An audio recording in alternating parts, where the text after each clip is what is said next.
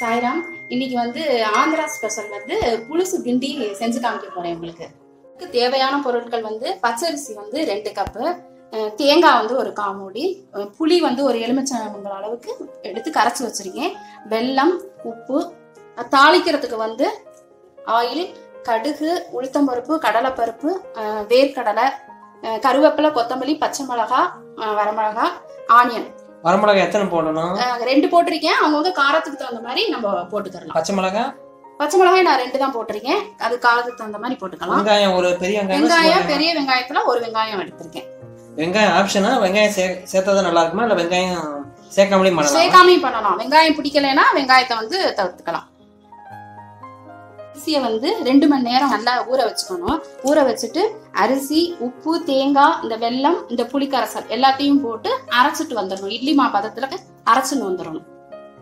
மாவு வந்து இந்த மாதிரி வந்து கரகரப்பா அப்படி அரைச்சுக்கணும். ரொம்ப நைஸா அரைக்காம கொஞ்சம் குறுநர மாதிரி, கொஞ்சம் ரவை மாதிரி நரன்னு அரைச்சுக்கணும். என்னென்ன கலந்துருக்கீங்க இதுல வந்து பச்சரிசி, வெல்லம், புளிக்கரைசல், வரமிளகா, உப்பு, தேங்காய். உப்பு தேவையான அளவு. வரமிளகா எத்தனை போடலாம்? வரமிளகா வந்து நான் இந்த மாவுக்கு வந்து 2 தான் போட்டிருக்கேன். இது வந்து அவங்கவுங்க காரத்துக்கு தேவையான வரமிளகா நம்ம போட்டுக்கலாம். மாவு அரைச்சிட்டு இட்லி தட்டுல வந்து நம்ம எப்போ இட்லி ஊத்துற மாதிரி வேக வைக்கணும். இத ஒரு 10 நிமிஷம் வேக வச்சு நம்ம எடுத்துட்டு அதுக்கப்புறம் உதிர்த்து தாளிச்சு பண்ணலாம். வெந்ததுக்கு அப்புறம் நான் உங்களுக்கு காமிக்கிறேன்.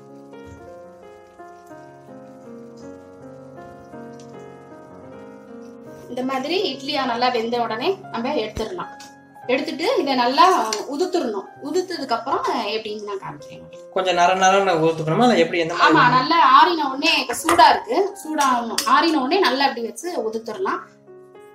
இந்த மாதிரி நல்லா அப்படி உதுத்துன்றோம். நம்ம நல்லா புட்டு மாதிரி நல்லா உதுத்து வச்சுன்றோம். எண்ணெய் வச்சிருக்கேன், 1/2 டீஸ்பூன் கடுகு,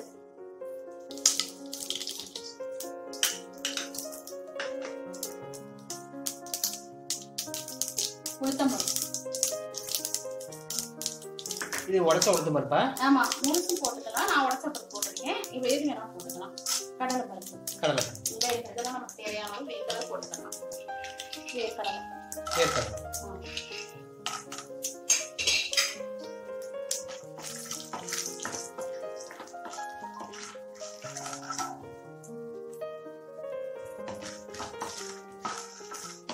நான் வந்து பச்சரிசி போட்டிருக்கேன். இதுக்கு பதிலாக வந்து நம்ம இட்லி புழுங்கல் அரிசி கூட நம்ம போட்டுக்கலாம். புழுங்கல் அரிசியும் போட்டு இதே மாதிரி ஊற வச்சு போட்டுக்கலாம். கருவேப்பிலை,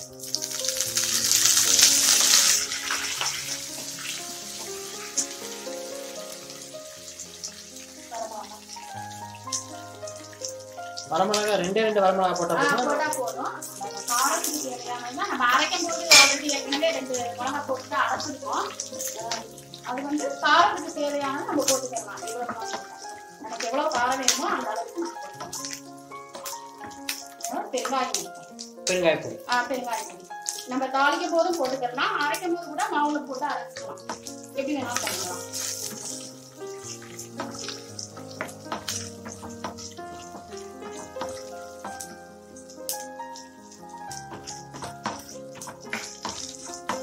இதுல வந்து வெங்காயம் உங்களுக்கு வெங்காயம் வேண்டாம் அப்படின்னா நிப்பாட்டிக்கலாம். போடணும். வெங்காயம் எல்லாமே வெங்காயம் எல்லாம் பண்ணலாம்.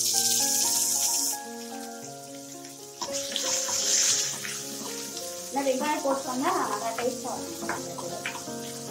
வேணாட்டாலும் வச்சுக்கலாம். புழுசு கிண்டி வந்து டிஃப்ரெண்டான ஒரு ரெசிபி. எப்போதும் சாதாரணமா இந்த டிஃபன் ரவா உப்புமா, ரவா கிச்சடி, இட்லி, தோசை இதெல்லாம் பண்றோம். புழுசு கிண்டிங்க ஒரு டிஃப்ரெண்டா இருக்கும். நல்ல டேஸ்டா இருக்கும். ஸ்வீட், காரம், உப்பு எல்லாம். ஆமா, வெல்லம் வேற போடுறோம் இல்லையா? ஆமா, எல்லாம் போடுறதுனால நல்லா இருக்கும். வித்தியாசமா இருக்கும் டேஸ்ட். எல்லாரும் ட்ரை பண்ணி பாருங்க. இதோட கொஞ்சம் மஞ்சள் பொடி போடுறேன். மஞ்சள் பொடி எது ஒரு கலருக்காகவா இல்ல எதுக்கா போடுறோம்? கலருக்காக. நல்லது இல்லையா மஞ்சள்? ஆமா, உடம்புக்கு நல்லது. வெங்காயம் நல்லா வதங்கின உடனே நம்ம ஆல்ரெடி உதுத்து வச்சுக்கோங்க இல்லையா, அதை போட்டுக்கலாம். சில பேர் பச்சை வெங்காயம் போடுறாங்களா? அது சில பேர் பச்சை வெங்காயம் போடுறாங்க. வெங்காயம் இப்ப வதக்கறதுக்கு நம்ம போட்டிருக்கோம் இல்லையா, பச்சை வெங்காயம் பிடிக்கிறவங்க இது செஞ்சு குடிச்சிட்டு அப்படி தூவி மேல தூவி போட்டுப்பாங்க. அது பச்சை வெங்காயம் டேஸ்ட் பிடிக்கிறவங்களுக்கு அது போட்டுக்கலாம். நம்ம